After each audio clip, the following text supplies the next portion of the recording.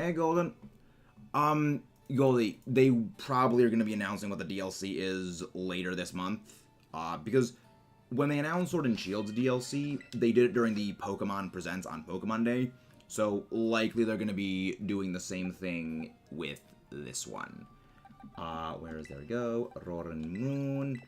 Let's get the rest of our team that we did for the shiny hunting back in action. Alright, and... yeah, sure, we'll go Scarlet. There we go. Okay, so I have just gone around and acquired pretty much all of the necessary materials for today's shiny hunts, which are going to be... there we go, you got it. Which are, we're going to be hunting down the rest of the Scarlet Paradox Pokemon. Bonnet, Fluttermane, Screamtail, Great Tusk, and I'm pretty sure there's one more. We have Sandy Shocks. So you have Sandy Shocks, you have Roaring Moon. There's got to be one more that I'm missing. Slitherwing, that's the other one. Slitherwing. Thank you very much for the raids a little bit earlier, Jared. Right before actually we just started up stream, I was just doing some raids with him because he had a very easy Orth game. Go back. There we go. He had a very easy Orthworm that I could just get a couple of Urban Mystics from. Oh, did you find the spot I was talking about with Great Tusk? Nope. I remember you mentioned something, but I have no idea where it is.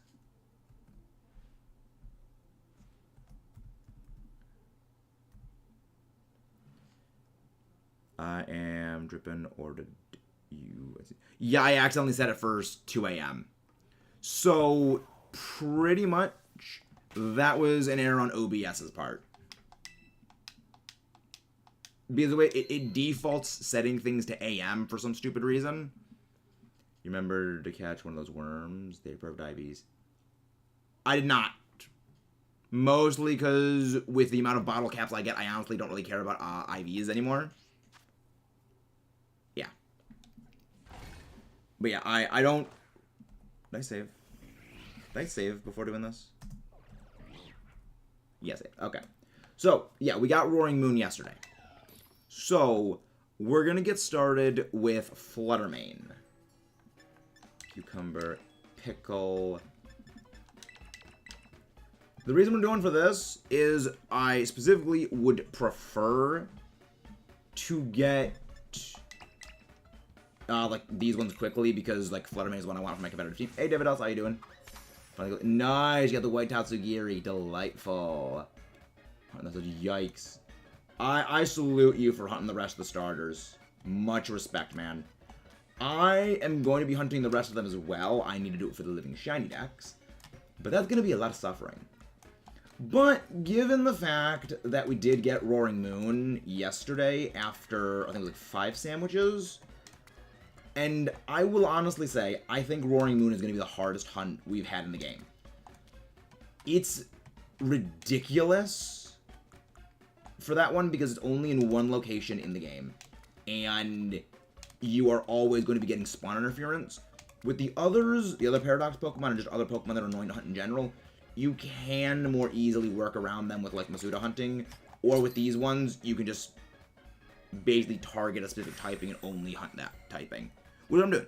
Almost at 900 eggs, yikes. I mean, if it makes you feel any better, that's what we're up to for Greninja. If I find a white Tatsugiri, name it Rice. Yes. I love the Tatsugiri family. They're great. They are delightful and adorable, and I love all of them. But also, guys, again, please don't forget to leave a like and subscribe if you haven't done so already. Let's get hunting. Hopefully we can get a shiny berry nice and quickly today. I also just realized something. Fluttermane is a ghost type, and it is completely immune to a little thing known as False Swipe. Not really. I mean, I need to hunt them eventually. So, I mean, I need to hunt 3 of every single one of them. So, being mad is just not really going to be making sense. I'm going to be starting off with the hunt first for Fluttermane. I want that one done. Wait, does Fluttermane get Curse? Alright, checking the calcs. Flutter main Cerebi. Because I mean, like, does it get Memento? Also gets lower level Mon, 2 damage. No. Well, the thing is, I don't really do damage onto them. I don't really attack a lot of these Pokemon. Alright, Screamtail. I know Screamtail's shiny, the eyes are red.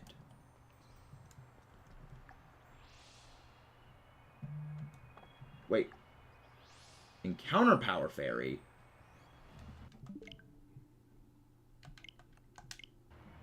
That should not have happened. That should not be... That should have been... Catch Power. Yep, we're hunting Screamtail and we're hunting Fluttermane. Okay, I messed up the first sandwich. Alright, Fluttermane's attacks. Let's check. Pain Split. Okay, yeah, it's not going to get Parasong. It's not going to get Pain Split. So Phantom Force, Psyshock, Power Gem, Mystical Butter, Shadow Ball, Wish, Memento. Yeah, we are... Well, Memento, so Wish, Dazzle, Gleam. Yeah, so long as it's level 49 or above, we're not going to be running into Memento. Because, yeah, it doesn't get Curse. So we should be okay. How are you doing, Omar? But that was weird that the sandwich didn't give me the one I expected it. Oh, Sweet Herbs does not work for Fairy. Okay. Well, that makes sense now. Okay, so I need to go for either salty... So I should go for salty ones on this. Yeah, I'm going with the easier sandwich construction on this one. Just because, I'll be honest, I really don't want to deal with, like, frickin' all this stuff. I'll go spicy. Yeah, spicy should work, right? Sour does not work for Fairy. Sweet does not work. Yes, this should work. Hope you catch 0 attack IVs, Shiny Screamtail. I mean, it'll be great to get, but I don't think I will. The other thing is, I don't really care for, like, 0 IVs on certain things. The only one I'm going to be going out for, really, is if I'm Masuda hunting, or for, like, Brute Bonnet, where, like, with Brute Bonnet, I'm probably going to be going for 0 speed IVs on that one, because, again, it's a Trick Room one. But other than that, you know, probably not going to be going for that much of them. Actually, I should run a damage calc for Fluttermane. Actually, let me go run a damage calc on Fluttermane right now. So that way I can actually tell what, like, how much power it's got. So, damage calculator, Fluttermane. Fluttermane. There we go. Go level 50. And then we'll go... Do I even need to go for Murk? Well, yeah, I should have it Murkrow. Murkrow. That. Over level 50. Foul play. And then we'll just give a minus attacking nature. Well, not bold. Minus... There, calm up. Special events. Foul play. Let's see how much the 0 actually does. Yeah, that's not that big of a difference. I mean, it's about 10%. I mean, at minimum, it's a decent amount of damage it reduces. It might actually be worth it to go for a 0 attack one. It might actually be somewhat worth it. But we'll be fine. We'll go anyway. There you go. There's encounter power. But, like, I can always just hunt one off screen for 0 attack and everything like that. If I want to go for specific IVs, I'll do it off stream. Otherwise, I'll just probably...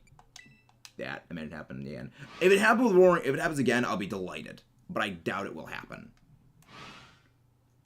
That would be glorious if it happens again. But yeah, I know the eyes on Screamtail are red. The other thing is, I remember, like, the tail also changes. Or, like, the body just looks different. So there is that. Fluttermane, I know, is a huge difference. So, like, if I see a shiny Fluttermane, I will know it. Because it's green. Though, everyone, place your guesses. What do you think we are going to find first? The Fluttermane or the Screamtail? Because I'm guessing we're going to find the Screamtail first. That is my guess. Because last time that we shiny hunted 2 Paradox Pokemon synchronously, we ended up getting the one I didn't think we were going to get first. Getting that one first. So, yeah, that's going to be something.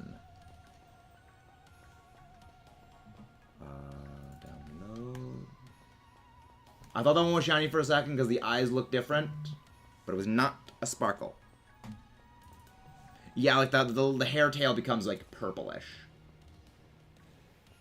So like there is a difference, but it's not as pronounced as like Fluttermane's is.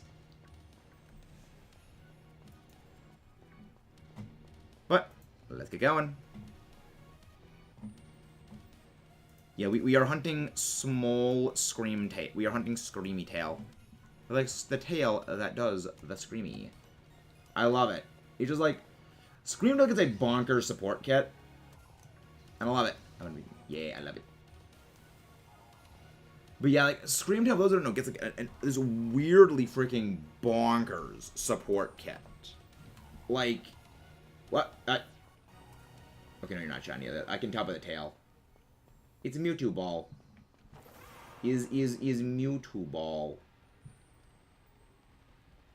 But yeah, so who does everyone think? Yeah, so you guys think of Screamtail. Yeah, I think it's just gonna be Screamtail. Yeah, we can just come down here if we want to go looking for Fluttermane. It's gonna be very easy to get that one. Is there one in the? There's a Screamtail on the floor. That is terrifying, but also kind of glorious. I'm saving that. Yeah, I'm not surprised that a lot of people are going with Screamtail for the first one that they think we're gonna find, but I'm expecting it's going to be the Screamtail. Just because, like, it's just how my luck's gonna work out.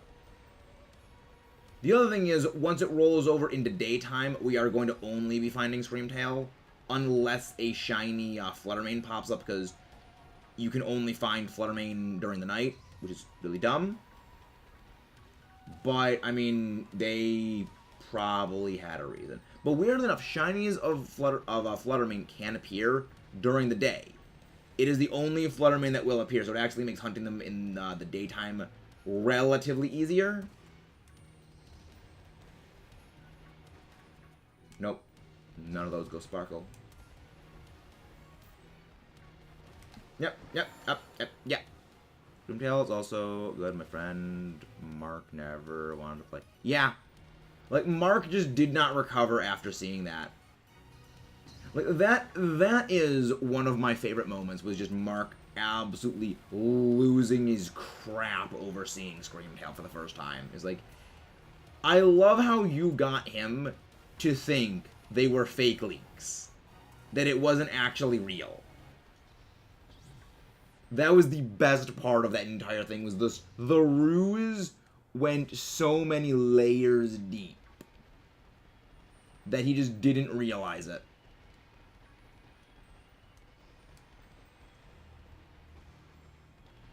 But let's get hunting. I'm so glad that Screamtail is Screamtail is the only fairies that actually spawn here. So we can very easily just... Oh, there's Fluttermane. So we can very easily select hunt them. We do not get spawn interference. Because if we can remove spawn interference, our shiny hunts become much, much faster. Because again, we're not reducing the odds. This is just full Screamtail all the time. Full yelly face wave cannon of doom.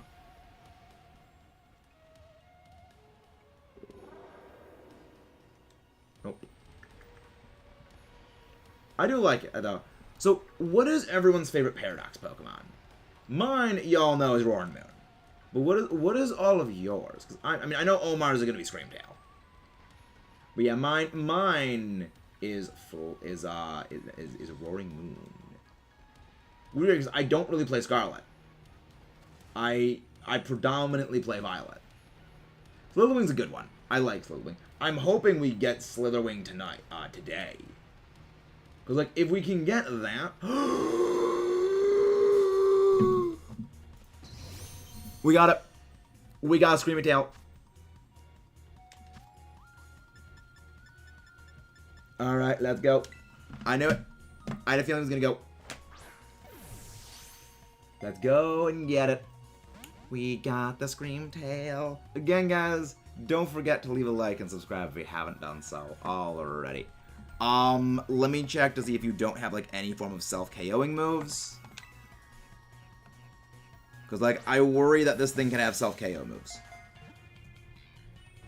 But it's got Rest. I don't think it actually does get self-KO moves. Okay, level 57.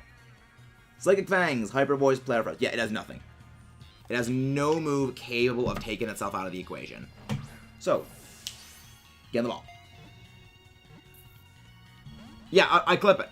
You gotta remember, Dragon, I have the replay buffer running at all times. So that way, clip. I save it.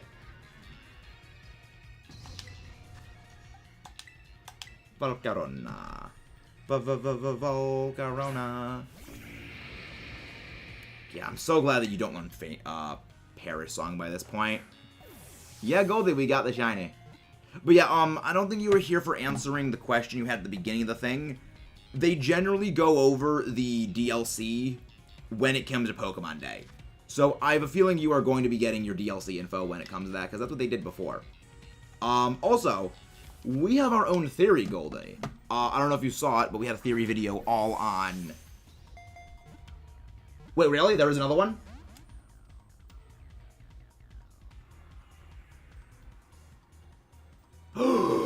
Wait, oh my gosh, there is another one! There is another! There's another one! And another one! There are more Screamy Tails! I love them. I want them. Come on, get in the ball. Get in the ball. Get in the ball. Get in the ball, come on. Get in the ball. I mean, I hope at least... Get in the ball, come on. Come on, get in the ball, get in the ball. Get in the ball! Get in the ball! There's another shiny Screamtail. I see you right behind me. Get in the ball. I demand it. Where is it? Where did it go? Where did the other shiny Screamtail go? Where did it go? I don't see it. I don't see the other shiny Screamtail. Man, I came up with way too many theories. Just need to know a little about the DLC. I don't know if it is gone, but I think it might be gone. I think it might be. We can keep searching, though. I think it should still be around here.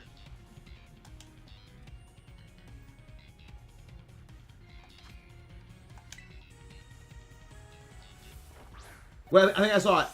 I think I saw the red eyes. There we go. Come on, burn.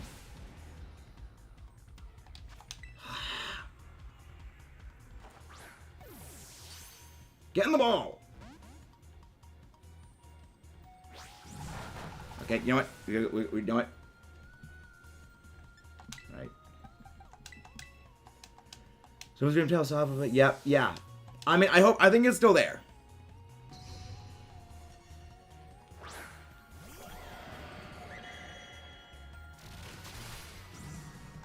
All right, you're getting the ball. You're getting the ball. My worry, though, is that this thing will freaking use Rest on itself. And then it'll just completely mitigate everything. Fine. It's fine. It's fine. That's not fine. That's not fine. Use rest. Come on. Hyper voice. Okay, it's fine. It's fine. It's fine. It's fine. It's fine. It's fine. Just freaking hit the hypnosis, Iron Valiant. Oh my gosh, this Iron Valiant is freaking throwing. This thing is actually throwing the fight.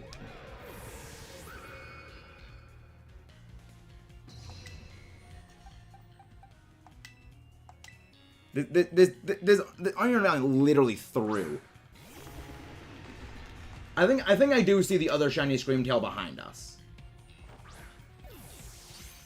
I think I can still see it. Well, like, freaking heck, this Screamtail is stubborn. You do not have a high catch rate.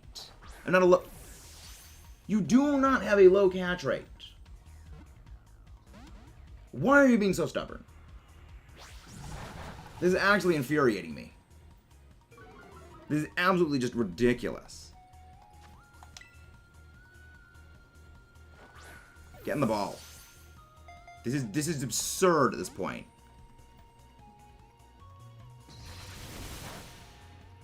I have nothing that can lower its health. Everything I have will knock this thing out. You know, nothing I have will not take this thing out of existence.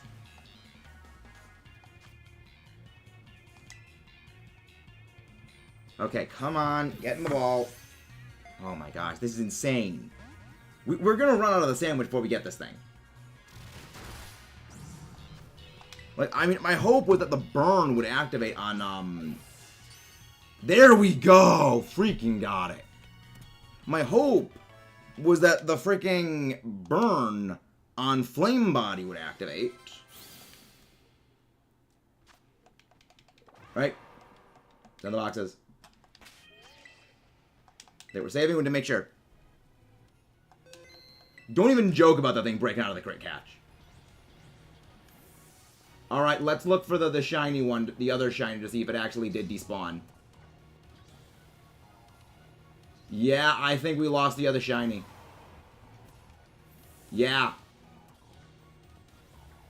That one Screamtail took so long, the other one wandered away.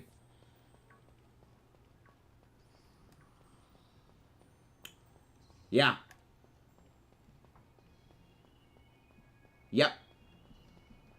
Thing refused to get into the damn ball so much, we missed the other one because it wandered the frick away.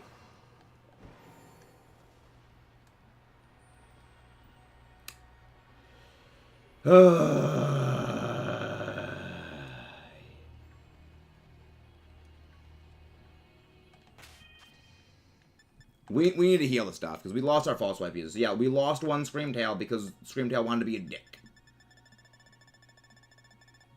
Medicine. Where's my... There we go. Extra life. That's the one issue with everything that uses false swipe being weak to fairy and being weak to psychic. You can't use false swipe on them because they get blasted.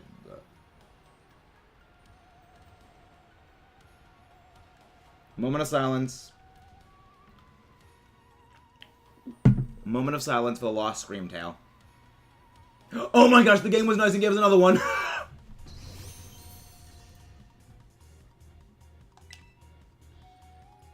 Game gave us another one. Hero types. What would you rate? I rate it as best of the series. I'd honestly rate this game as the best.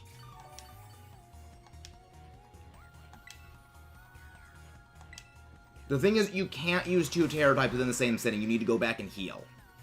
Because you can't just Terror type in every single battle. You only get one per PC, you only get one Terror type per every time you visit a Pokemon Center. Wow, and that one gets on the ball like friggin' lickety-splickety.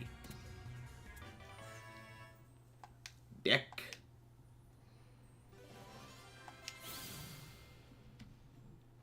But yeah, I honestly think that Scarlet and Violet is the best game in the series. The only issues it has are purely visual, and they don't affect the actual content of the game.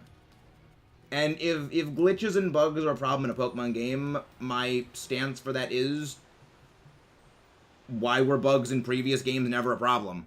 Like, Gen 1 is hailed as one of the best games in the series, and yet those games don't even work. There's no game. It is literally just a massive glitch.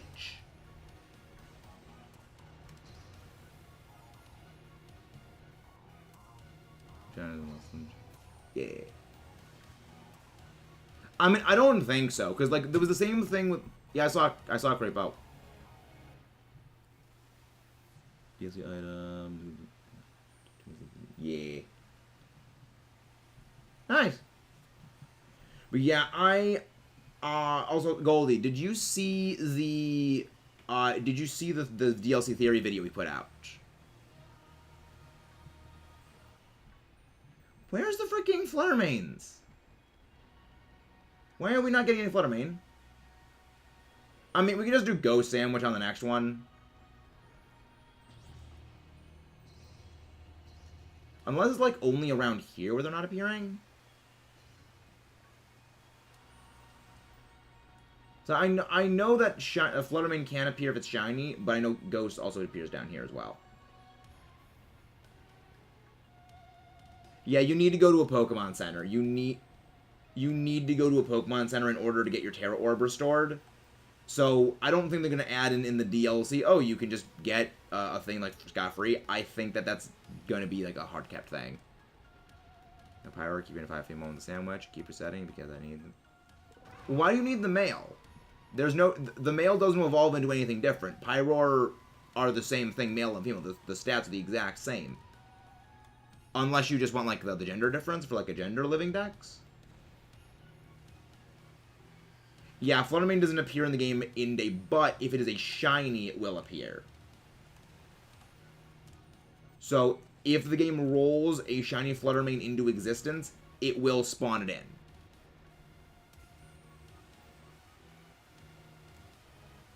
So that's kind of what we're going for. Because, like, I can't think of anything else that's a fairy type that I would need to be hunting. Because, like... Wait, what am I doing? There are other fairy things I can hunt, but, like, Ralts and stuff. Okay, you know what? We'll go looking for, like, Ralts and stuff, then. Now that I think about it. Let me go check where Ralts appears. Yeah, if you close out the thing like this... it will actually, like, stop the counter. Okay, so now that we got the now we got the Screamtail, now we have to wait for daytime to come so we can start doing that. Ralts. Oh. Really? Ralts only spawns, like, in the early areas of the game? Okay. Actually, I'll go to Curlia then. I'll go Curlia. Yeah, Curly has, like, a better-ish spawn area. Because I need to hunt those anyway. Alright. We'll go... Nope. There we go. Yeah, we'll go here. For the fairy sandwich, they spawn on the mountain. Yeah, I know that they spawn on the mountain. But I like the flat terrain. Just because it's easier for me to hunt there. At least that's what I've found. Because I prefer the flat terrain. But yeah, thank you guys for tuning in. Again, if you guys haven't done so, please don't forget to leave a like and subscribe. I'll need to get rid of that little thing over there. It's annoying, but I'll get rid of it later. How about, you know what? There we go. No. There we go. Okay. It says... Oh, right, there's Azurill here. Yeah, maybe Mountain is the best place to go. Because now that I'm thinking about it, yeah, there's gonna be Maryland crap. No, and second possible, but it would make, like, red pill. I still recommend you check out the full video, Goldie. Gita is Star's Legend in number 2. Gita killed the professor, then River AI's memory. I don't think they're gonna do that. Lack of important lore. Okay, well, maybe. I don't think they're gonna do a third legendary. Because they haven't done a third legendary in... They haven't done a third legendary for Sword and Shield, so... I don't think they would do it for this one. They also did explicitly say that, yeah, Miraidon and Koraidon, they're the past and future versions of Sylazar. So a third legendary wouldn't really make sense to add in.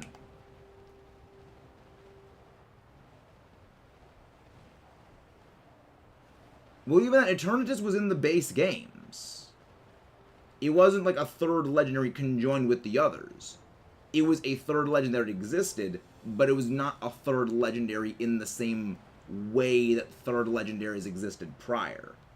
Which makes me think that they're not going to have a third legendary in the sense of the way we've had them in previous ones.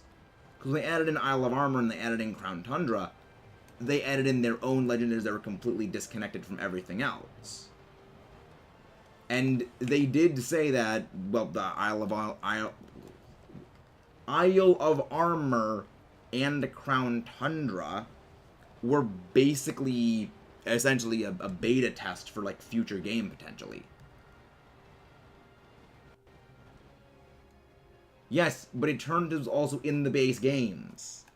So the fact that it was not present, as well as it was not a third legendary that was linked in the same trio that the other legendaries are, that is a big difference compared to previous third legendaries.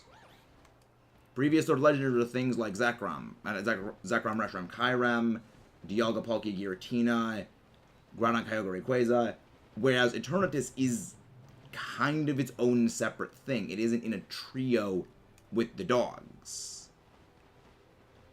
Well, Necrozma was in a different game. Necrozma got its own separate game, and again, it was still in the base games. That's what I mean. All of those had the third legendary in the base games. I don't think they're going to include a third legendary that ties into the others in the DLC.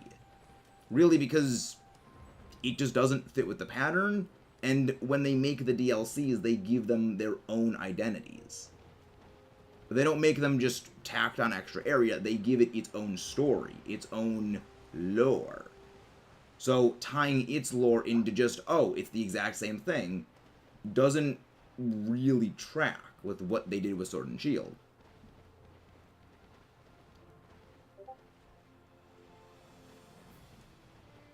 Exactly, Dragonclaw. But yeah, I don't think they're going to do a third legendary, because they've been breaking a lot of their legendary traditions they've had. You know, it's like before, well, they didn't have legendaries that evolved. Okay, well, now they have evolving legendaries. They had legendary trios for the longest time. Well, now they have a legendary 4 thing and a legendary duo, a legendary quartet. They added a legendary to an existing trio to make it a quartet. They've been really breaking a lot of their norms they've been doing as of late, and I think that they're going to be continuing that with this. That we kind of not necessarily have seen the end of legendary trios, but not going to be focusing as heavily with legendary trios as they've done in previous games. Hey, Sgal, how you doing?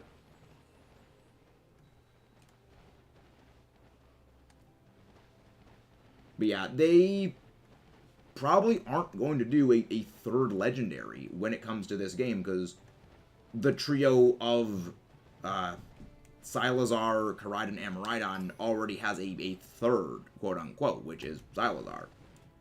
But Sylazar also itself is not a legendary. More likely, we're just going to get more Paradox Pokemon, which aren't legendaries. Ralts! Generalts!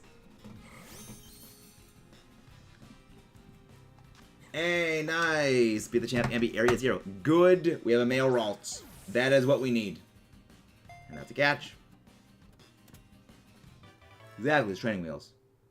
Oh, well, the thing is, we were doing very well yesterday. It was just Roaring Moon had a very low spawn area in terms of, like, what actually appears within the area Roaring Moon appears.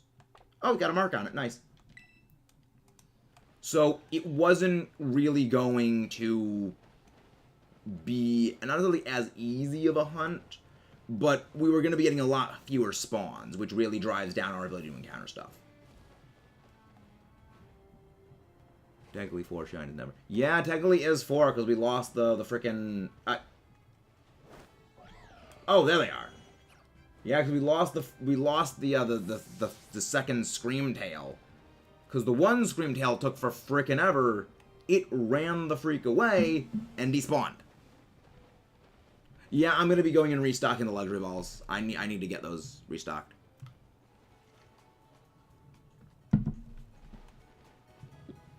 I don't really count the 4th because, like, we lost that Screamtail before we could catch it. So I don't count its existence. It doesn't exist. Because, like, we don't know if that Screamtail was shiny or not. We think it was shiny, but the light also kind of could screw with us because, like, the lighting has screwed with things like that before. We have seen Screamtail that we thought were shiny but weren't because the eye color gets messed up. Yeah, you got 4 minutes left. Yeah, we could find a 4th one. I hope we can. We needed to go back in nighttime so we can go and hunt for Fluttermane. Because, like, I love how Area 0 is supposed to not be affected by time, but it is. Everything is supposed to be independent of daytime, nighttime spawns. Except for Fluttermane. Wait, lore for Area 0 is nuclear explosion for Scarlet cause mutation.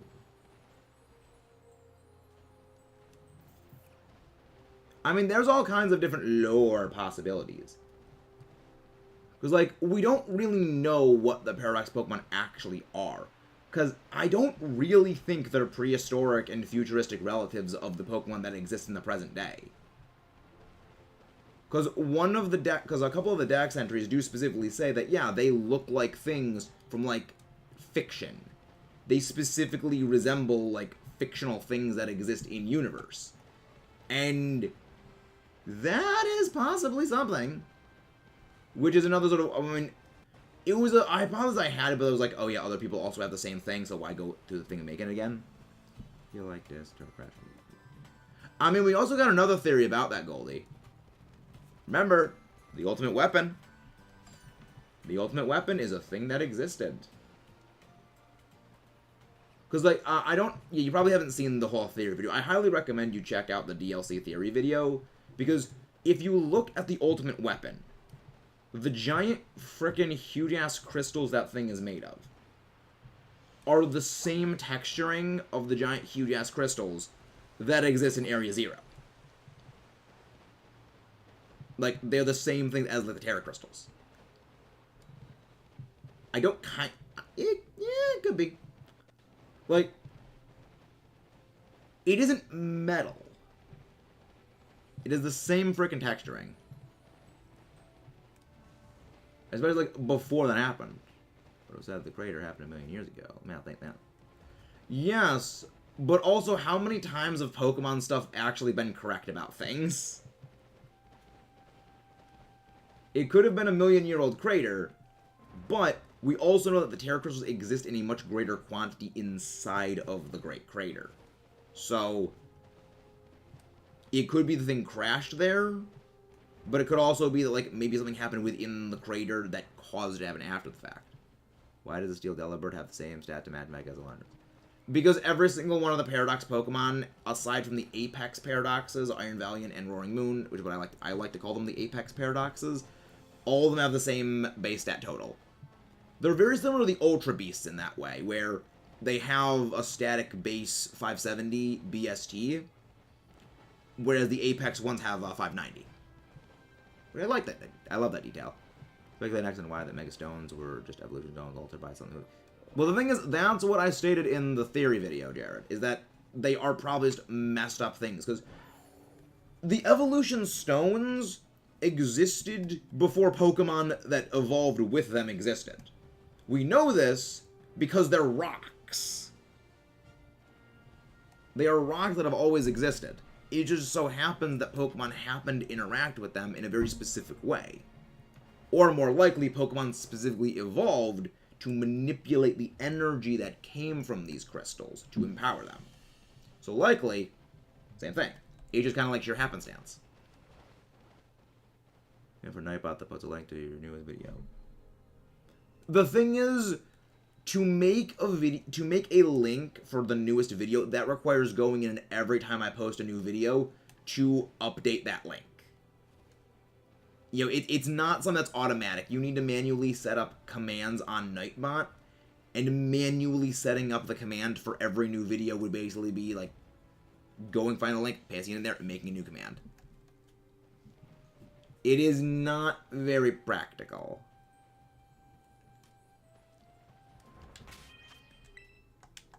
Okay, there we go. If rocks existed, why does that mean Dwayne The Rock Johnson is all the...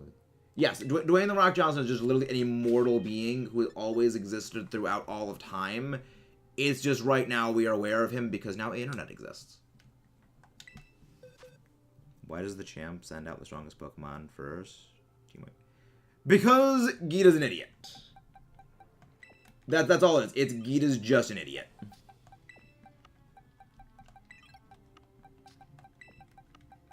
Like, her team... actually, a funny thing that you actually bring that up. We actually have a video I'm scripting, like, well, I scripted already, and I'm actually working on editing right now, that actually goes over, like, all of the champions' teams. And, like, the one big thing that it goes over is, like, yeah, Gita's team has, like, some decent Pokemon. King Gambit's a nightmare. King Gambit's a nightmare. Espatho's actually kind of really ridiculously strong. Just, if you try to counter it in certain ways, like, yeah, it actually is, like, really obnoxious. And, you know, Glimora is kind of nightmare-inducing. But she brings out her most powerful thing, like, before it reaches full power, which is the King Gambit, and she brings out a Pokemon that is an amazing lead last. Sadly, it has no 0 IVs. I mean, hey, we got lucky with some previous stuff. I'll take it. We'll get around to future ones later. I mean, the thing is, though, we got that. The thing is, Omar, I'm more happy about the 0 speed on the shiny Electros more than anything. Because Electros is a annoying as frickin' crap one to hunt. So, getting to that with the 0 speed, I think is a bigger win. Some said, any theory about what happens at the end of the game? AI Churro. Nope, wrong. Those theories out the window. It did. I love that. I love it. Churro's just dead the whole time. Because, like, that's also one of the things that we go over in the presently working on review of Scarlet and Violet. Really the hard part about that is just going and getting the footage for it and just editing everything together. But, yeah. The game basically... The best is that the game just goes, like, jebaited. It plays on all of the tropes and all of the plot twists it expects you to expect. And it even does, like, some plot twists you're kind of expected to not expect. And then, it does those, you get yourself in this false sense of security. Okay, the plot twists are done, let's keep going, and then it just drops the mother of all plot twists on your face, and you get wrecked. When Rhydon was first revealed, why did I think it looked... I have no idea. I have no idea what you even mean by that.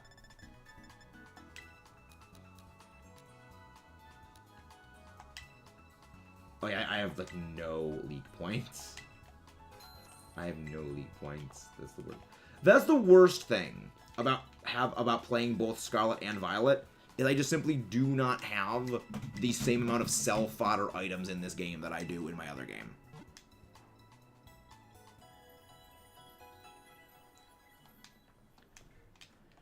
There we go. So far we have gotten 3 of the Paradox Pokemon. Shiny so far. Okay, where in the game? So, yeah. We are, I guess, now... Does Great Tusk and Slitherwing, do they spawn on the same locations? Or no? I think now we just go for one of those. Yeah, the robot's just telling all kinds of plot twists. It's like, oh, yeah, whether it's... Oh, he's dead. He's dead.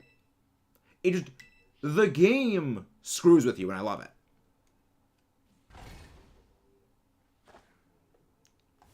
The game does such a good job of just faking you out to the just unteenth degree. Great does have an awesome shiny. Alright. Fighting is, I believe, also Pickles. Yes. Yeah, fighting is Pickles. Okay. So, 1, 2, 3, 4. Cucumber. Fighting does not use Sweet Herba Mystica. The thing is, the misdirection in the game is really more a byproduct of it actually leans into what your suspicions are going to be. It essentially hits everything you expect it to hit, so you just drop your guard, and then it slaps you in the face with, oh yeah, this is what was really going on the entire time. It's brilliant in how they did it. It's just kind of like a lot of the game goes down to, game has glitches, it bad. It's like, yes, there are bugs and there are some glitches. But they're visual and they're honestly kind of funny. Like, I still say, Chi-Yu just freaking floating off into space when it was using balance is one of my favorite moments of playing the entire game. I thought it'd be less extreme than some other stories, but nope. Yeah, I love it. The game does a great job of just screwing with you in every possible way.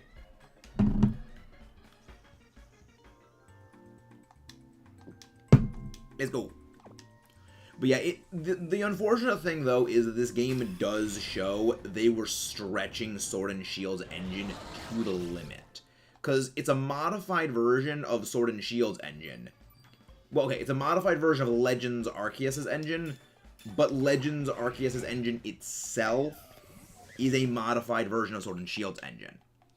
And that's one of the reasons why this game does have some bugs. Because it's basically pushing an engine that was never designed for this to its absolute extremes. And really a large part of that is they really weren't going to build another game engine before they moved to the Switch 2.0, well, the successor to the Switch.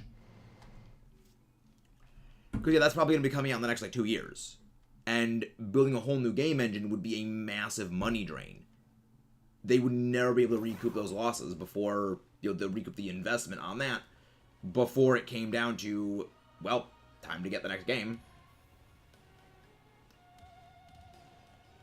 So they'd just be moving on, they take a massive loss. Where's Slitherwing? This is fighting. Yeah, where is freaking Slitherwing? Hey mate, how you doing? Was it just me, or did Leaf work harder than the champions? It was not just you. A large part of it is Gita's team is just trash. Her team is simply straight up trash. No. I love Glamora. I love King Gambit. But her team is not good. A team can only get you... King Gambit and Glamora can only get you so far when you have an Avalugg on your team. I love Shovelface, but Avalugg is not a good Pokemon. I wouldn't necessarily say that, Goldie. Because for all of Gita's flaws on her team, at least each of her Pokemon can kind of stand independently. Diantha's team is basically all just have Mega Gardevoir do cleanup work. Where the frick is Slitherwing? I'm not seeing a Slitherwing anywhere. Where the freak is Slitherwing? Fine, we'll go hunting Great Tusk then.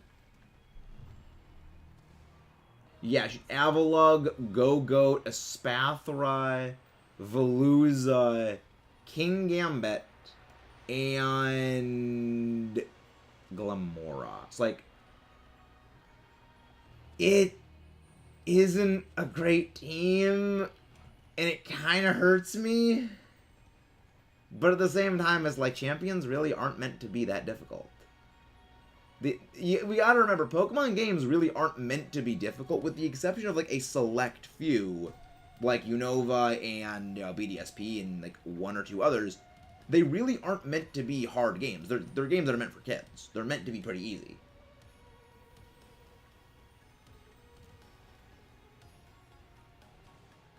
Yeah, go. Like, her team is something. That's all I'll say. Her team is something.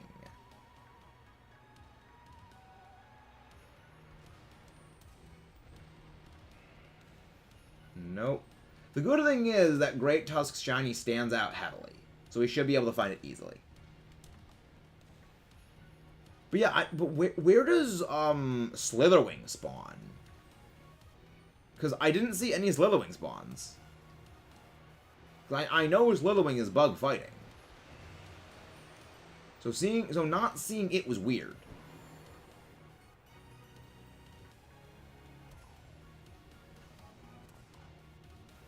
Okay, top air. Okay, so I was just like, I was in the middle of it. Okay, that explains it. Because I was in the middle of the area 0. So I guess it just doesn't appear there. I thought it was like the counterpart to Iron Hands. Like, Iron Hands appears pretty much throughout the entire thing. Because, yeah, a lot of the Paradox Pokemon are actually counterparts to other Paradox Pokemon in the opposite version. Like, Fluttermane is a counterpart to Iron Jugulus. Obviously, Great Tusk is a counterpart to Iron Treads. Sandy Shock is a counterpart to Iron Thorns. There's a few of them like that. Slitherwing and Iron Moth. No, Iron Moth appeared like throughout the entire area. No, wait, no. It didn't appear down as far as I went, I'm pretty sure. Yeah, I think I just went way too far down. Why is only the forest research station covered in crystals? I think because the crystals down here are like more potent. Like the lower areas where like the crystals are more concentrated. Likely the crystals are working their way up through the entire crater. It's just the first area to be consumed was the lower research stage, because there's just more crystals down here. What is the first Pokemon inside without typing? Slitherwing? They lead off with Slitherwing and Iron Moth? I thought they led off with something different. I guess they didn't. No, I guess they do. I wish Violet Shiny is a different colors. I really like it. I really like that all the shinies just go Chrome. I know a lot of people don't. But a lot of these, I love Steel types. So the Chrome job is kind of appealing.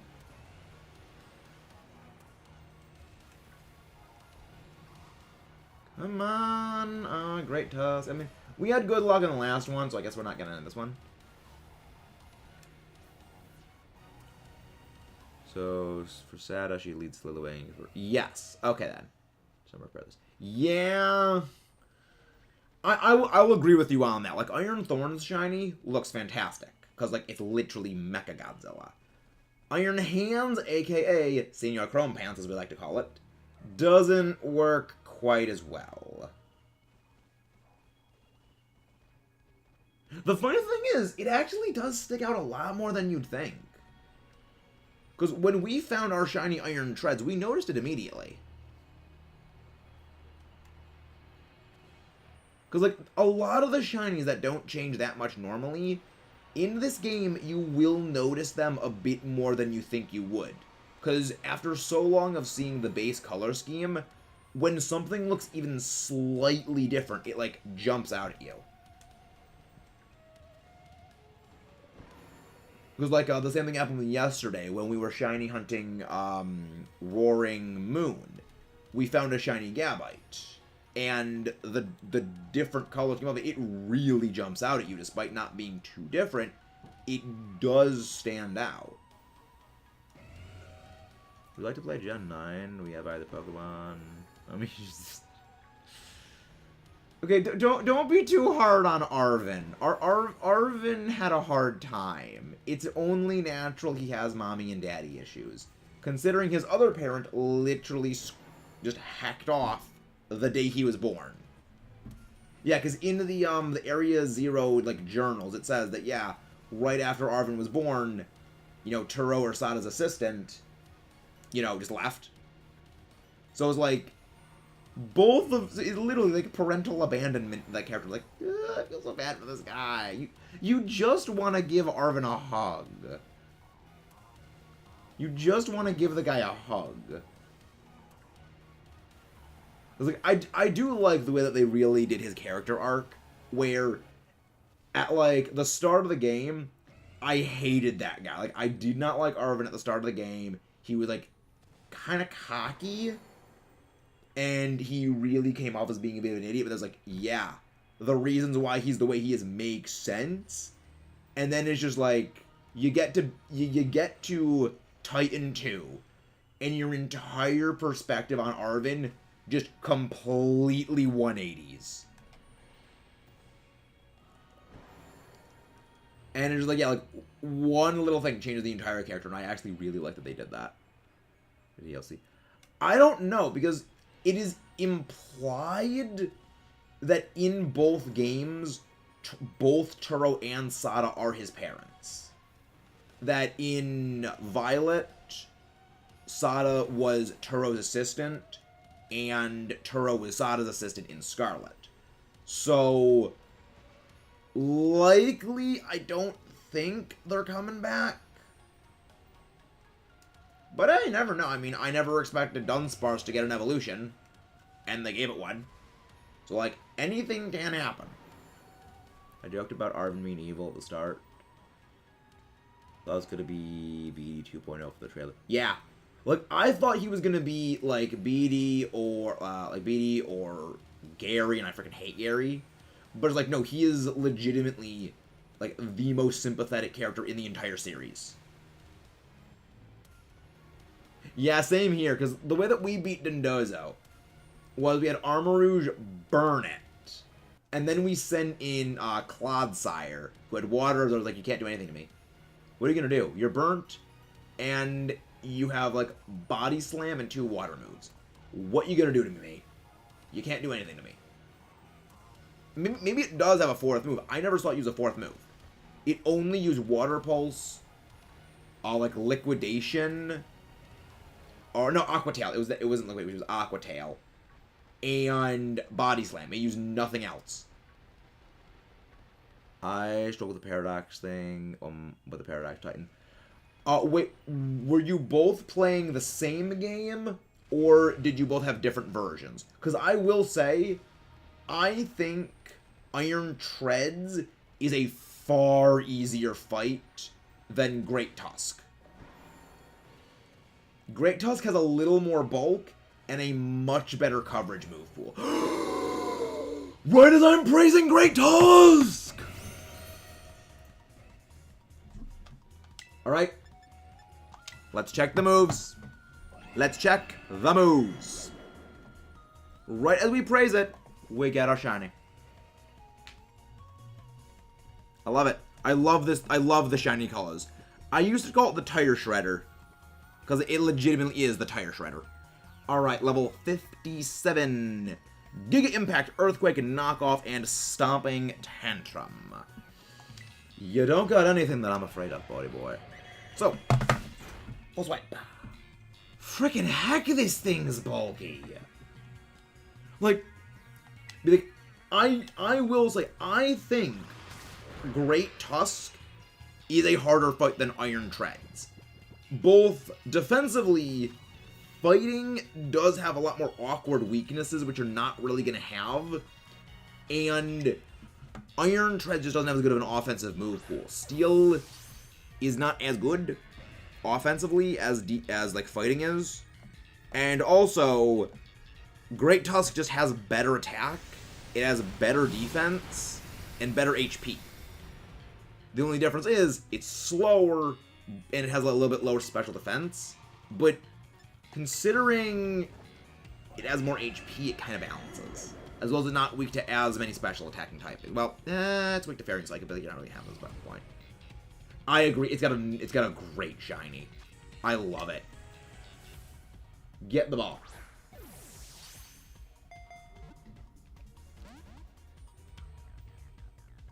Great Tusk is fast asleep. See, why couldn't you have been kind like this one, Screamtail? Your insolence, Screamtail, caused us to lose a shiny.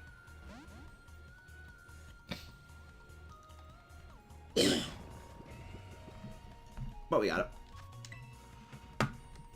Getting the ball. Not gonna catch. Nope.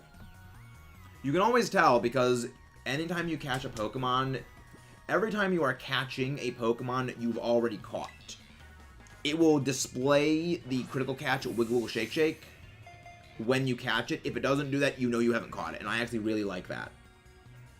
Yeah, you did join Ring on the shiny. Knock off. Not very effective. Get done. Go sleep. See, now you can hit everything. That would have been really helpful as a Screamtail. Wouldn't have lost the other shiny if it wasn't for that. I'm not gonna let that go. Like, that's why Spore users are honestly just better when it comes to, like, tech. It's why, like, shiny Spore is just a better move when it comes to this.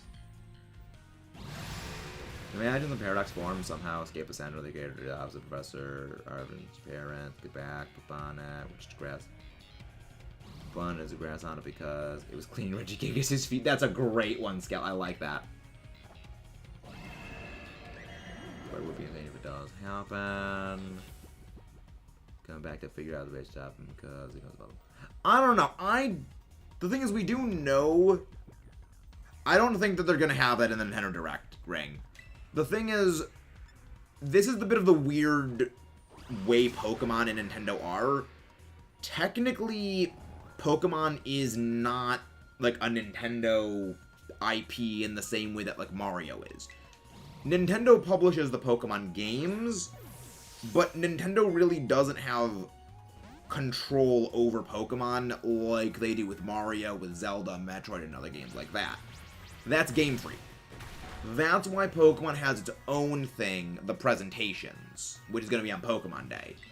So I don't think we're going to get any DLC info in the presentation, not in the presentation, in the Direct tonight, because the very weird way that the presentations in like Pokemon is dealt with it.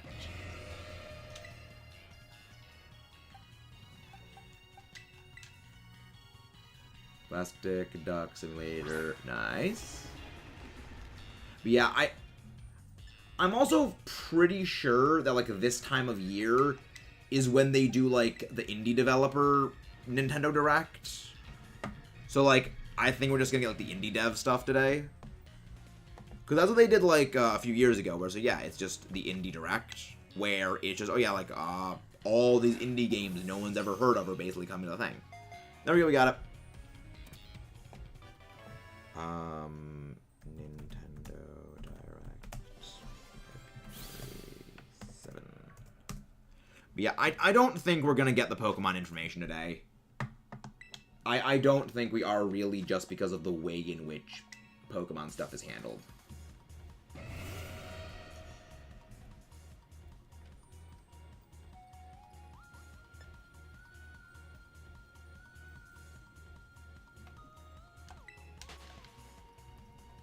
Yeah, it's one of like the weird things when it comes to just Pokemon and Nintendo that Nintendo publishes Pokemon, but they don't really control what Pokemon does, like the Pokemon Company, because that's Game Freak. Game Freak and Pokemon Company are their own beast, I guess. It's a very, very weird thing, because there really aren't many other things that Nintendo does that's like it. That Nintendo has like it. But yeah, we are gonna be getting more Paradox Pokemon in the DLC. The DLC is going to be bringing in new stuff, because it's the same thing what they did with the Legendaries in the other games. They bring in, like, more Legendaries. So I think it is logical to conclude more Paradox forms are coming. Because the DLC is essentially their replacement for doing a third version of the games. You know, so what we can compare are things like, say, like Ultra Sun, Ultra Moon, they added in new Ultra Beasts, because actually the Ultra Beast and the Paradox Pokemon are kind of comparable with one another.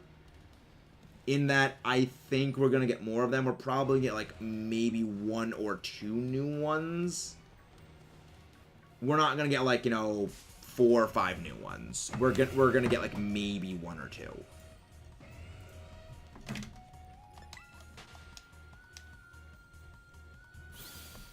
But it's going to be interesting to see, though.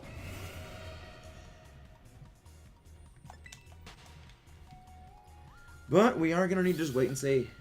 Oh my gosh, I hate this. This is the thing I hate about this game when it comes to the real-timeness of, like, all the Pokemon wandering around the overworld. This is obnoxious. When you basically just get stun-locked by going from fight to fight. I really hate that. They really should have done, okay, there's some sort of barrier around you where other Pokemon just cannot battle you or just cannot interact with you until the fight ends. Or you have, like, invincibility frames. Because that shit's stupid. And it also is incredibly infuriating.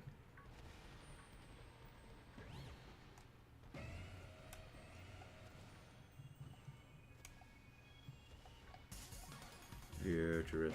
I don't think they're going to do any Paradox Pokemon that don't have Quark Driver Photosynthesis. It's kind of like the whole thing about them. ATKK. Yeah, like, Photosynthesis and Quark Driver kind of the whole gimmick of them. But I don't think that they're going to do anything different. Alright, Pixel, have a nice day. Yeah, it's not effective move. 1 HP.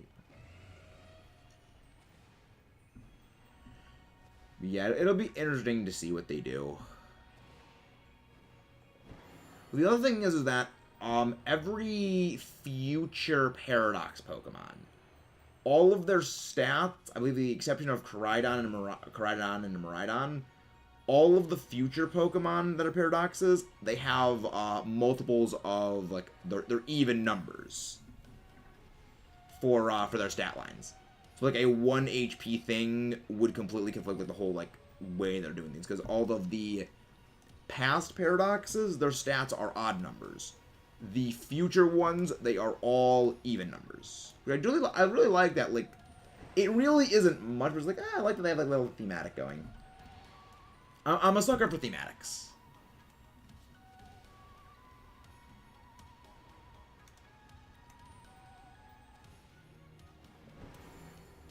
It would be very interesting, though. Not yet. We're playing Scarlet today. We don't have a Masuda Ditto in our Scarlet version. That's in Violet. So we cannot be hunting the Charmander or the Greninja in this. 1 HP sturdy. The thing is, there was a way of getting that to be possible, but it required, like, some insane setup that requires transfer moves. And you can't use those in online play, which I'm super happy for. Yeah, because it required, it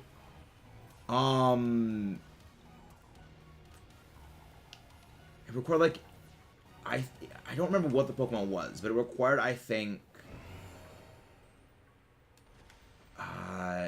Carbink, and then it was entrainment on a Durant. You had to summon like skill swap Sturdy onto Durant. Then you bring in Shedinja, and then you use entrainment on the Shedinja. The issue is, Shedinja will still go down to any move, or like, well, anything that deals, like, damage by other means. So, like, weather would still kill it, weather would kill it, burn or poison would kill it, entry hazards would also kill it. So there really is no way to make this Immortal Shedinja, which I always love, is that there is no way to make a Shedinja really practical, because the only times you really see Shedinja in competitive play is when the big box art restricteds come into play in VGC, and even then that's only because a lot of the restricteds do not use and are not weak to typings that Shedinja's weak to. But then the invention of Incineroar kind of took that thing out of existence. Why don't entrainment the Carbine onto Shedinja? I don't think Carbine gets entrainment. It's either that or like Carbine has to use like Mimic or Copycat or something to obtain entrainment. Because there's all kinds of this weird thing that operate with Wonder Guard, where like you cannot skill swap Wonder Guard, you cannot like override it through other means. It's very, very strange the way in which Wonder Guard operates, which is like mostly specifically to prevent people from doing the kind of shenanigans that people want to try and do with it. Hey, Fiery, how you doing?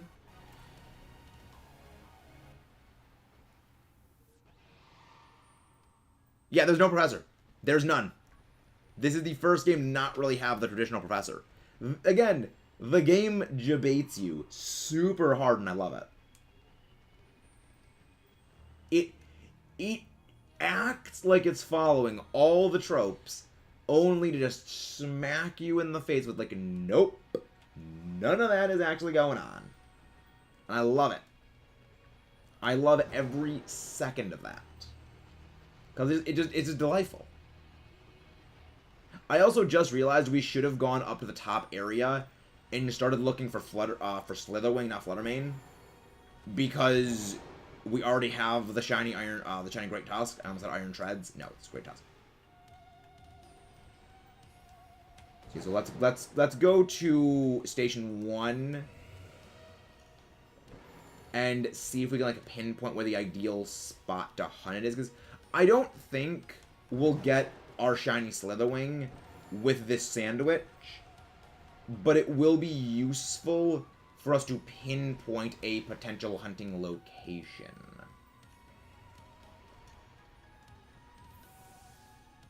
If these two, wait, the professors are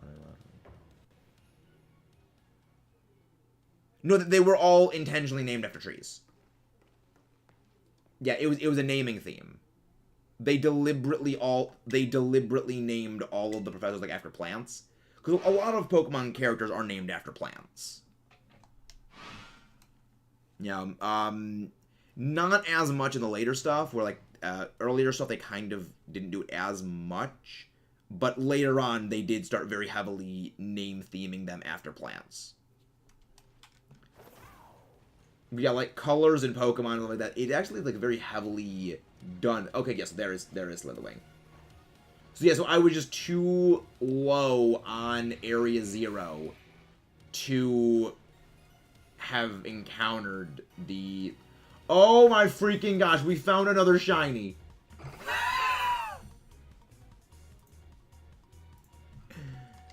Oh my god, that's amazing. Roxy, a 1% chance. Held item. Any Pokemon. Got the catch. I love it. Like, right when we pop up here, boom, shiny. I love it. Game wants to give us them sparkles.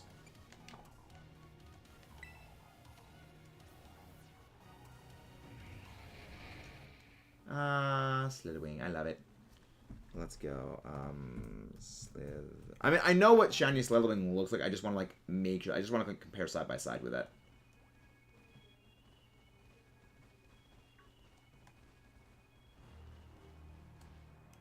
I'm very happy we got it. Because, like, I was kind of dreading hunting, the Metatype family. But, I mean, we just got one now. So, like, I'm okay. Slither.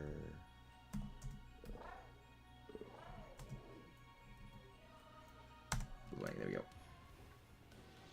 Oh, I've never seen Slitherwing do that, where it's like it spreads its wings like that. That's neat.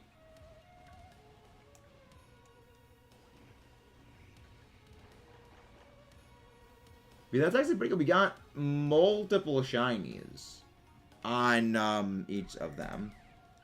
Slitherwing. Okay, let me just pull up a thing about what like Slitherwing comparison. I like to get a comparison. There we go. And you find cool TM special items. Yeah, nice. I love Area Zero. They did such a great job with this place. All things considered, Area Zero really is more of like a Xenoblade Chronicles area than like a Pokemon area for me. And I have absolutely zero issues with that. Yeah, okay, yeah, the wings are just like yellow, like glowing yellow. So yeah, if I see it, I would know.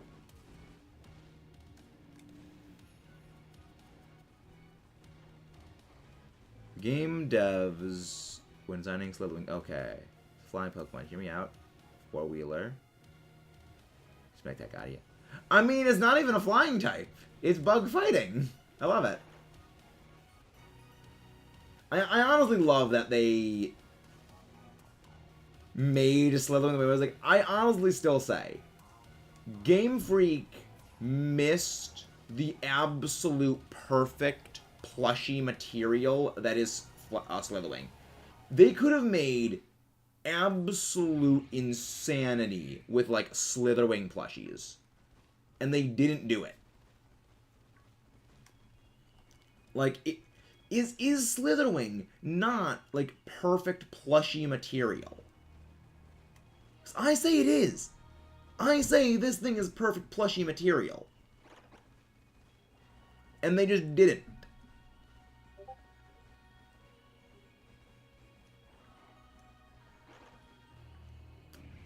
How much longer we got? Yeah, we got a minute left. Alright. We're not gonna get another shiny, but hey, we can try. A Violet. We ran out of batteries! I love that they're all like chrome looking, but I was disappointed that Iron Jugulus and Iron Thorns were not part steel. The others I didn't care for. Like, the others, like, okay, not steel, okay, understandable. But, like, you have Mecha Godzilla, and you got Mecha King Ghidorah. I'm a little sad about that. I'm a huge Godzilla fan, guys, by the way. Like, if you guys don't know, I love my Godzilla movies. And we do know that, like, Pokemon historically has many, many times referenced Godzilla just with Pokemon in general. Like, the way that they first displayed Tyranitar and Duraludon in Generation 8, that was deliberately done to mirror Godzilla versus Mechagodzilla. They know exactly what they're doing. Really? You can find Screamtail up here. Everything. No need a King Kong Pokemon now that we have... I mean, we've got Rillaboom. We got Rillaboom. Rillaboom is King Kong.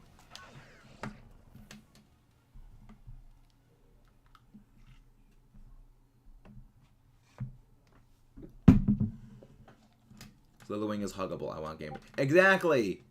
Slitherwing is highly huggable. Like, they should have made a Slitherwing plushie. Ooh, it's dark time. We can go. We can go for Fluttermane now. All right. Do I have the necessary materials for a ghost sandwich? Ghost is red onions. Please tell me I have red onions. Please tell me I have red onions. I don't think I have red onions. Damn, I don't have red onions. Okay. I need to go grab some red onions then. The one thing I really don't like about Area 0 is you cannot see the day. Because day and night does not display in Area 0, but Fluttermane is still affected by it. Which is problematic. Because it means if you don't go at as like early, right when the dawn starts, then like right when the nighttime starts, you're kind of screwed. Alright, welcome to your camp. Alright, give me some red onions. I'm probably not going to be able to get a Fluttermane sandwich in. How to delay, add to the team, annihilate, become the highest level team. Probably because it's just that damn good. Because annihilate is ridiculously good. Like, it's so terrifying how powerful annihilate is. Like, I kind of wish they didn't make annihilate. Specifically because of how just absurdly powerful that thing is.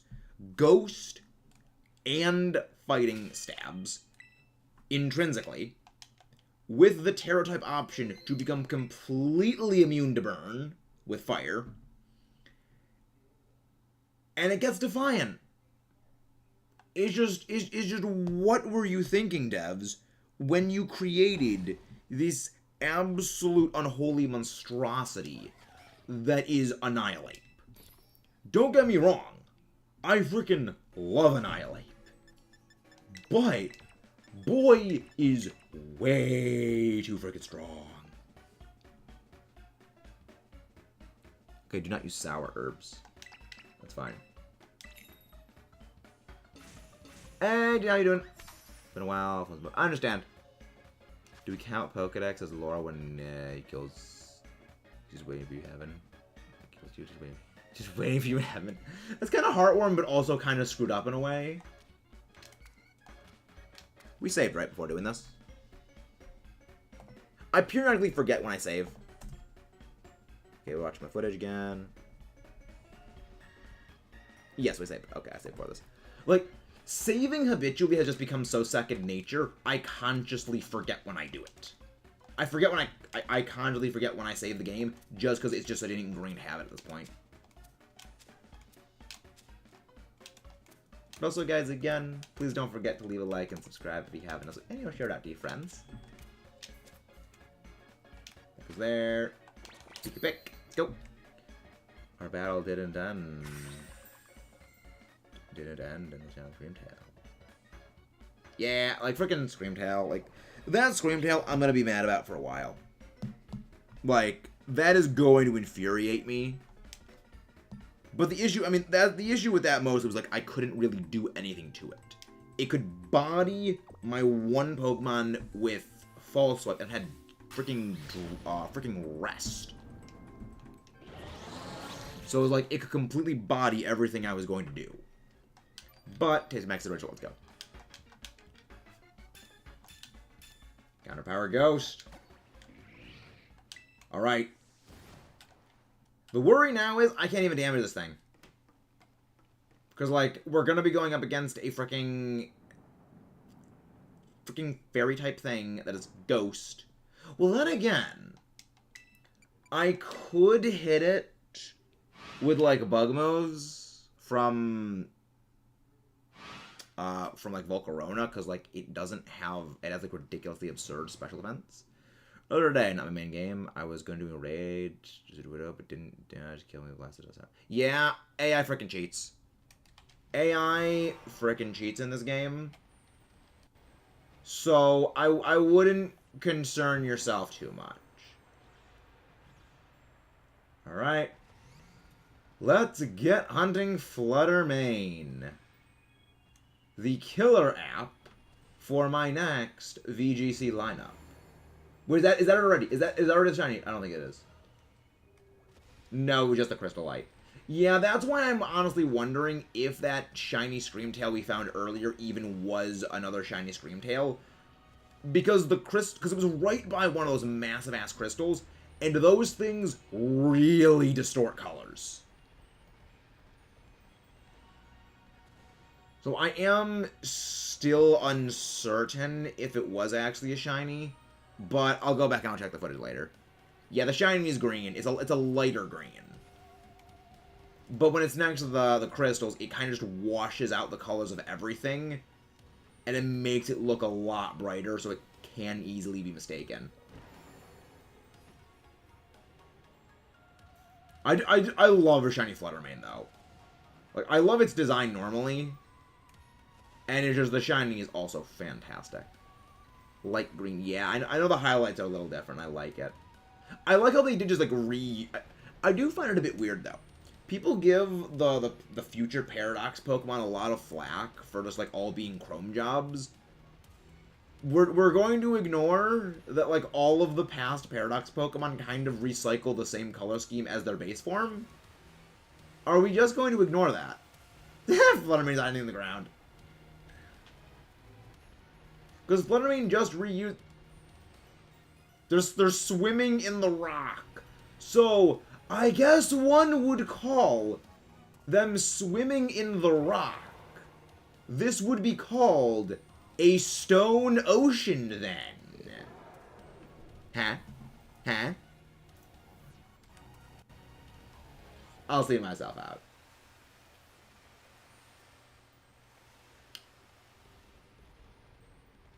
It's so funny seeing them just swimming around in the rocks. I love it.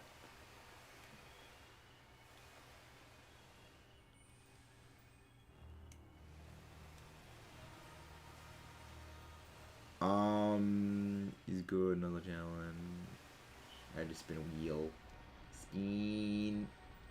And again, guys, please don't forget to leave a like and subscribe if you haven't done so. But how is everyone doing tonight? Well, today, not tonight. Hope you're all doing well. I love that there's, like, the freaking stuck underground. It's so funny. Again, like, the visual bugs, they just amuse me way too much. I know I'm easily amused by things, but, like, come on. It's pretty funny. It is pretty funny watching them just, like, swim around the ground. It's kind of hilarious. Everyone, no type Sandy Shock, so let's smack the heck out of it. Ground Electric. Surprisingly fast. It is a quite speedy boy for its typing. I really like Sandy Shocks. It's like it's like a freaking Stegosaurus Magneton, and it's got an interesting typing. Got a very interesting typing. Because I think, like, the only other Pokemon that has the same typing as Sandy Shocks, I think it's only Stunfisk shares that typing. So it's like, it's weird seeing, like, a thing that has, like, as gimmicky of a Pokemon as Stunfisk is, now having, like, an absolutely terrifying Pokemon that doesn't really have the same absurdity move pool, but, like, it's pretty solid.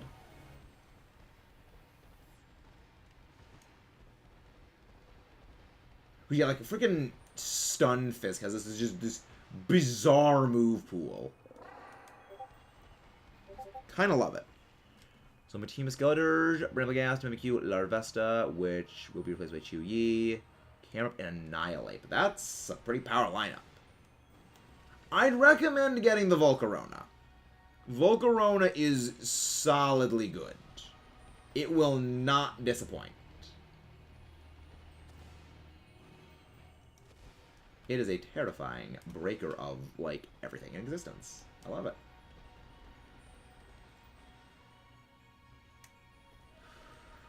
Come on. Come on. Give me my shiny, if you wouldn't mind, game.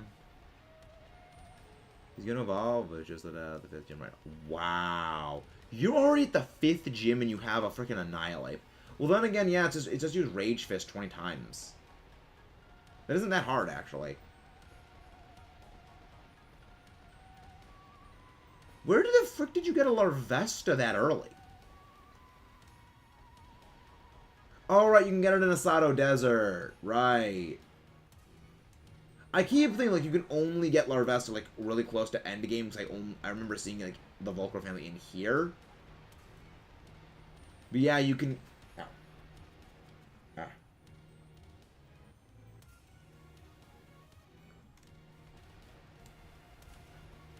Okay, that was just a thing in my eye. Okay. Thing is gone from being in my eye. Okay. That's good. Much better. I hate it when something gets in my eye. It's just like, it just pain, and it's like, I need to see out of my eye, and I can't see out of my eye if it hurts it. Yeah, Asado Desert, yeah. Asado Desert has been very kind to me when it comes to my shinies. Well, shiny hunts in general. Because, like, I've just stumbled on random shinies in Asado Desert many, many times. It is weird, though, not hatching any eggs while doing a sandwich shiny hunt. I'm not complaining. It's honestly a very welcomed break, not getting, like, eggs hatch mid-sandwich. But it is a bit weird that getting used to that after doing it for so long.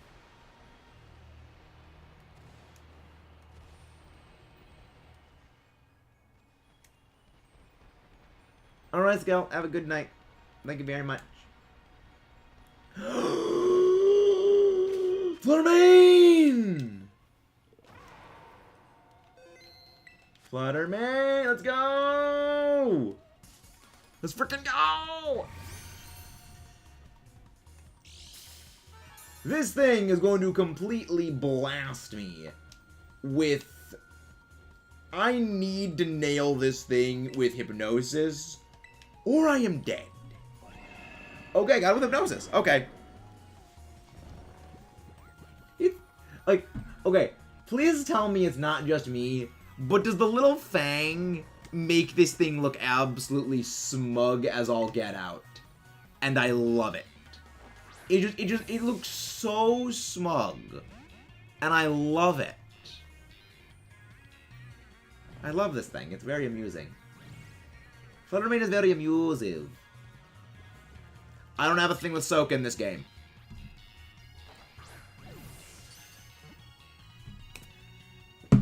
And we didn't even need it. And we didn't even need it. Let's hack and go, people.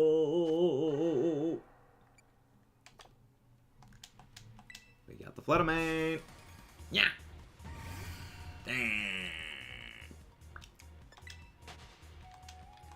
Yeah, okay, now we go for the ghost. Now we're gonna go for some ghost types.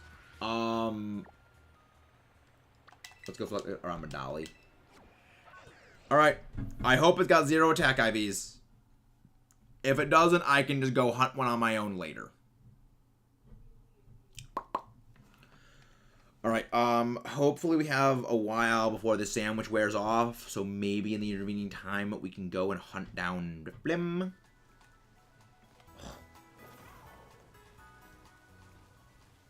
I don't think so, though. Yeah, I think that we got, like, I think we got the Fluttermane right as,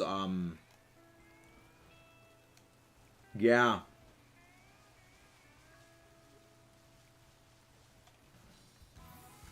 Okay, we'll go to Asado Desert, then. We'll go to Asado Desert and, like, hunt with the Bramblegast family.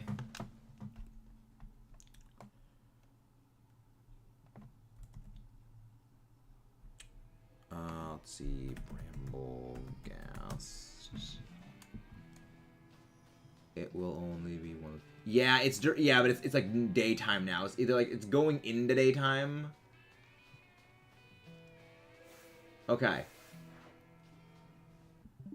Okay, now let me go check what Bramblin and like Bramblegast shiny look like. I vaguely know what they look like. I just want to double, like, super, quadruple, triple check on this thing.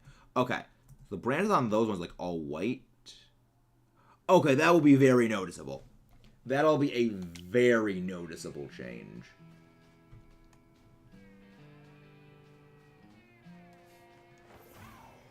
I kind of like it. Like, it's such a silly Pokemon idea design-wise, but I do actually quite like the look of Bramblegast.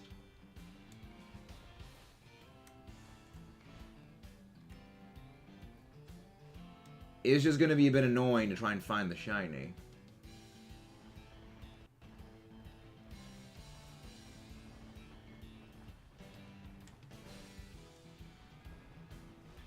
Yeah, the branches on like they're white.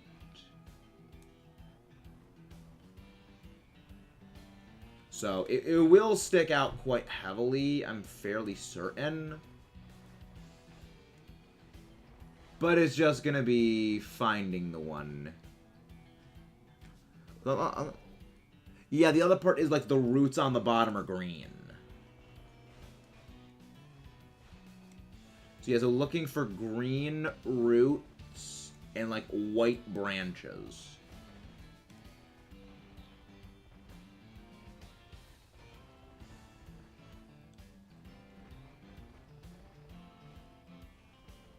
Yeah, alright. Let's look at tumbleweeds, everyone. Welcome to this episode of Hunting for Tumbleweeds with Metamaxis. This thing's annoying. Yeah, it evolves at 59. It is the highest first stage Pokemon that evolves at a set level. Yeah, there are very few things that evolve at a higher level than it. One of them being, that's not the shiny, is it? No, it's not the shiny. You know, like a Hydreigon is a higher, but Hydreigon evolves from a second stage Pokemon. And I believe also like Solgaleo and Lunala. But again, those also evolve from a second stage Pokemon.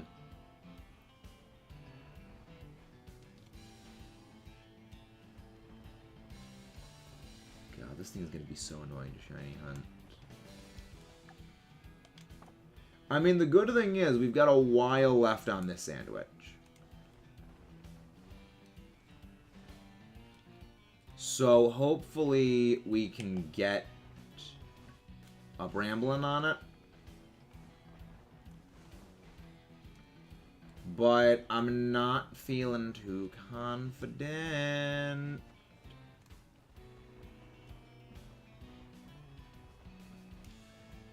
Because this is annoying. Like, I do like how they just continue rolling, though. That is probably my favorite thing.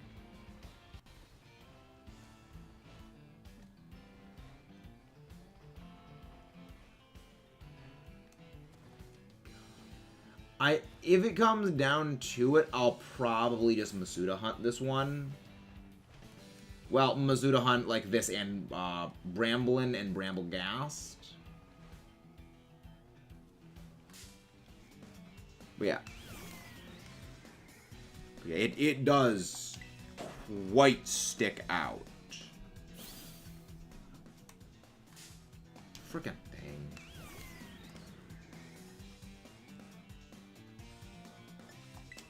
Musically, they actually like stopped to watch me fight. Good to know. I mean, I could also just like sick Roaring Moon on them.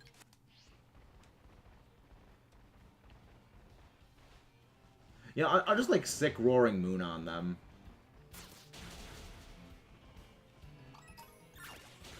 So that way I can at least get some materials for selling. And it would also, like, weed out any of the non-shinies. Nope. But yeah, it's times like this are why that I use the, other times are why I use the big screen for hunting on stuff. Like very, very slight change ones. I debated using a Bramblegast on my playthrough team. I opted not to because of...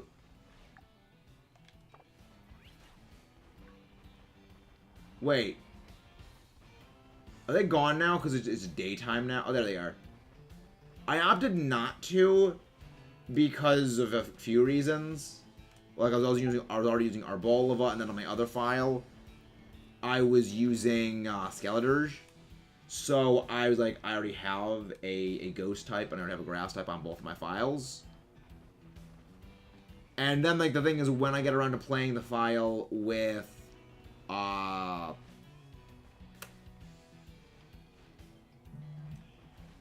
is it? With Meowscarada, well, I'm using a grass type in that because my starter is going to be the grass type. So it's like, I'm probably not going to ever use a Brambleghast until it comes, like, maybe competitive. Or if I ever do, like, a Nuzlocke series, but I'm a bit skeptical on if I ever will do a Nuzlocke series of this game.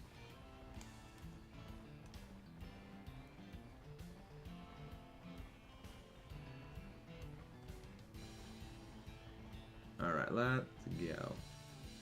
It is a bit interesting, though.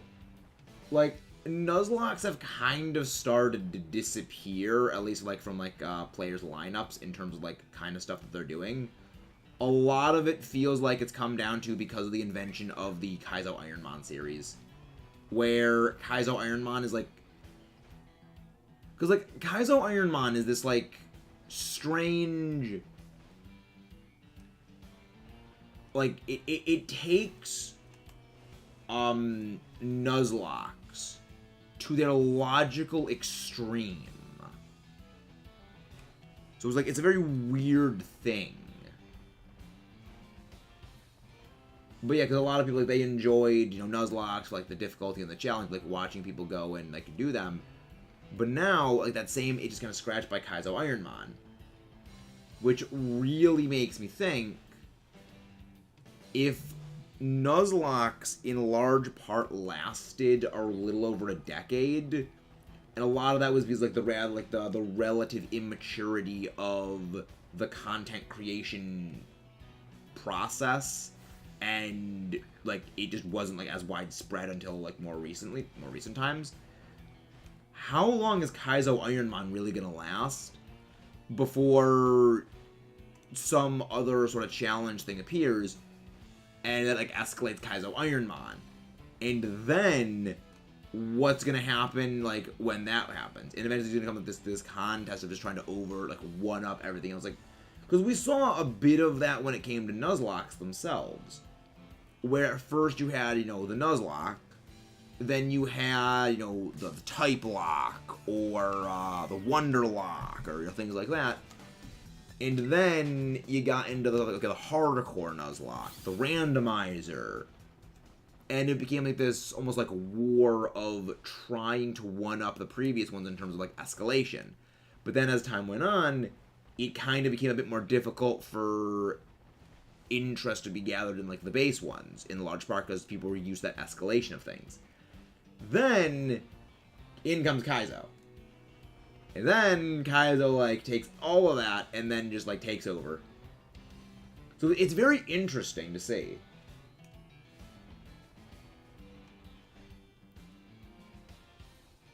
Bramblin, you're not shiny. I just want a shiny Bramblin. Is that too much to ask for, game? I almost feel it's too much to ask for.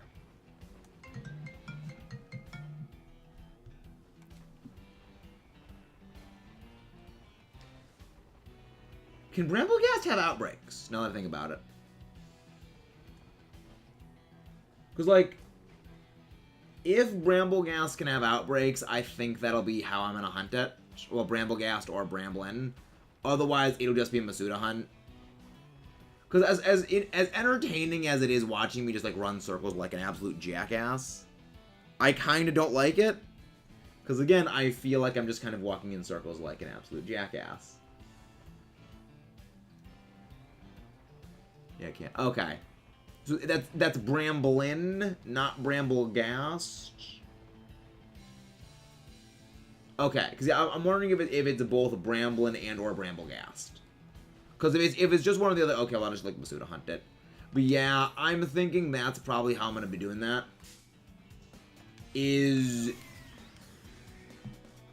This is kind of obnoxious, as you can see. Like, I don't think I'm going to get the shiny on this one. If I do get one, okay, I'm happy. But it's still, I'll need another one.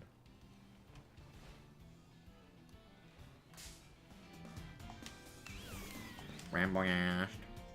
Ramblegast. Rambling. We do a little rambling. We do a little rambling. We do a little rambling.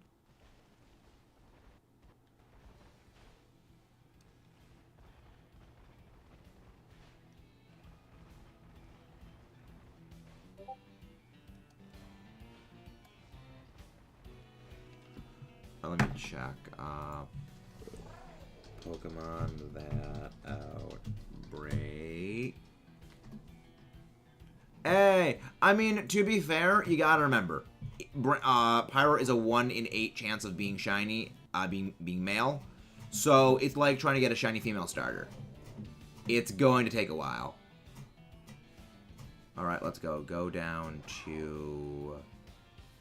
Okay, yes. It can have outbreaks. Hey, Tomo, welcome in. Again, guys, if you haven't done so already, please don't forget to leave a like and subscribe. Alright, so Bramblin and Bramblegast both can outbreak. So, likely, I will wait to do my Bramblegast hunt for then. Just trying to burn down the rest of the sandwich until... Yeah, we're going to burn down the rest of the sandwich, and then we're going to go for Brute Bonnet. Or Slitherwing. I haven't decided which of them is going to be our next Paradox hunt.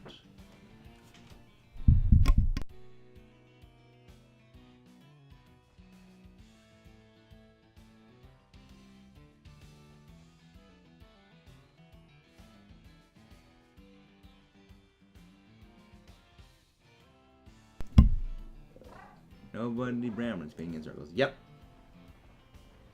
It likes to go in circles. It rolls. It likes to do the rolling things. Like, again, it amuses me. There are things about this game that just amuse me. And I still say that there's nothing more important than just that simple factor of amusement.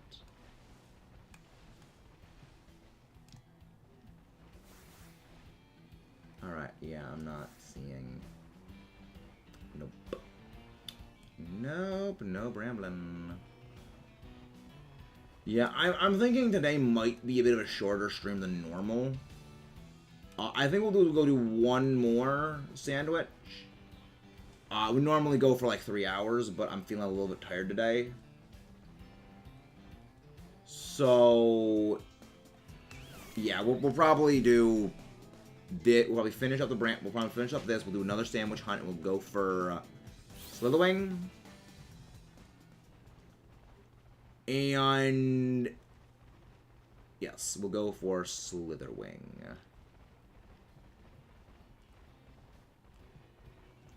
And then we can finish Brute Bonnet on another day.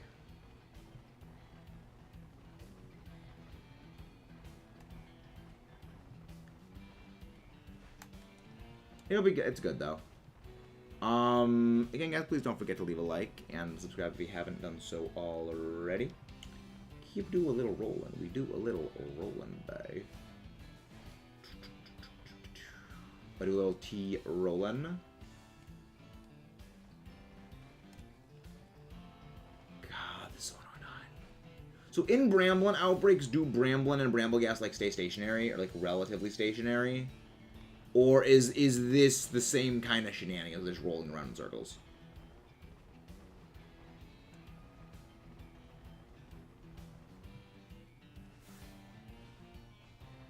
Okay, now that one looked different, but it wasn't shiny, and I was really disappointed because it looked... The tips of it looked white. But it was not. Oh boy, this is certainly... I'm kind of... Well, then again, I guess that, what's its face? Palosand is not a... I guess it's a Terra spawn. So it isn't a standard spawn in here. Because I was expecting to see a lot of Palosand here, but they aren't. And I guess that's because... only that static Terra one appears? Hey, nice! You got the shiny Screamtail. We got shiny Screamtail earlier ourselves. Very nice.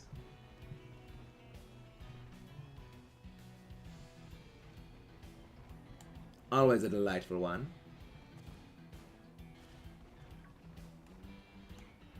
Come on, Bramblegat. Come on, Bramblin'.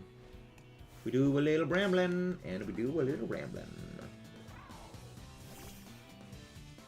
Why does it take specifically the Bramblin' family that I've got and I'm trying to think of top of the stream? Nice. That is satisfying.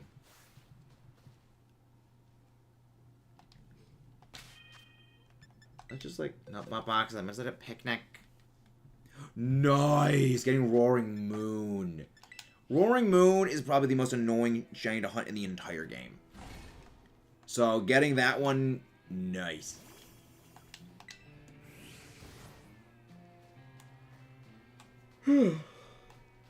Actually, yeah, I think we're gonna save Brute Bonnet actually for a later day.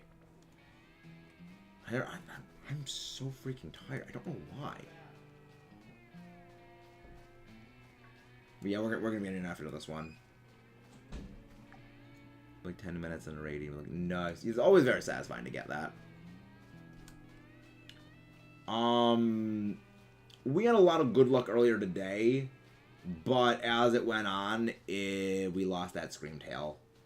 Because the first Screamtail fight took for freaking ever. The first Screamtail fight took so long. A second one appeared, and then despawned within the entire stretch of the fight, because the other one would not get in the freaking ball.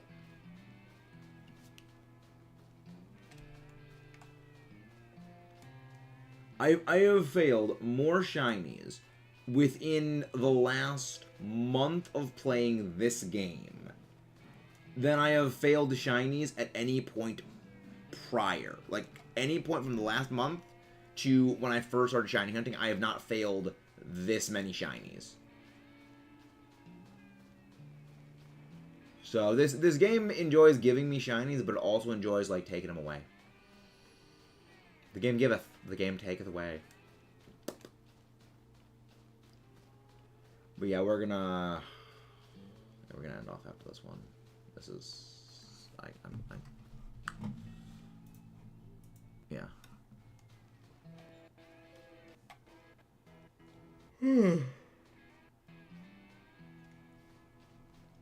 Yeah, I don't know why I'm so tired. I got enough sleep last night. Maybe it's like mental exhaustion, I guess. Because like there are times like I'm like fully awake, like my body is like fully awake, my body isn't tired, but my brain is saying go to sleep. It's like I can't stop the brain from being stupid. It says sleep. I can't stop because the brain is being dumb.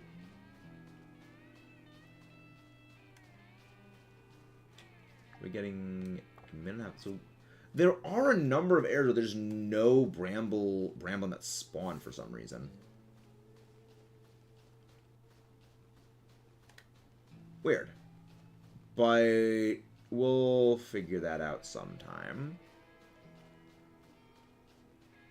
I guess actually probably next time I hunt, like when I go for Brute Bonnet, I think I might do that on a day I get a Bramblin or Bramblegast outbreak. Or, I mean, I could go for another Grass-type shiny. There's a bunch of the Grass-type shinies I need to go for. So I could do that then, yeah. I could do that. Alright. Oh, so 2 seconds left. Alright, we didn't think we were gonna get the Hitmon, not the Hitmonchan, the, what's its face? Meditite. We didn't think we were gonna get that, but we did. And we got that on close to the end of the fighting sandwich. So let's try and get one more.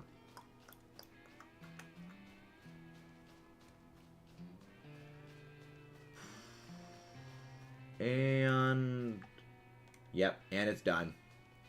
Last check. No. Alright. That was a good haul for today. It was a very, very solid haul. Let's go find someone to go raid.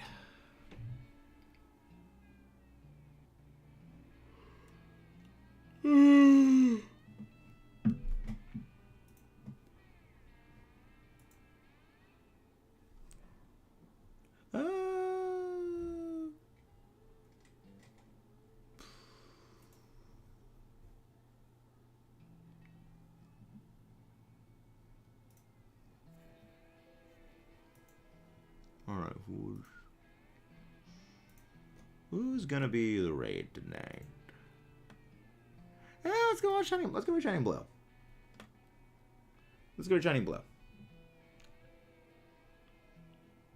Yes, let's go raid Shining Blue. They are presently hunting rock types. If you guys haven't done so, please don't forget to leave a like and subscribe. Thank you very much for tuning in. I have 4 Paradox Shinies now, 2 Sand Shocks, 1 Room, 1. Nice. Those are very good. I love all of those Shinies.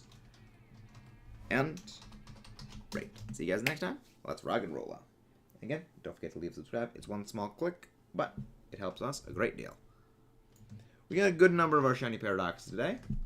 Only 2 more.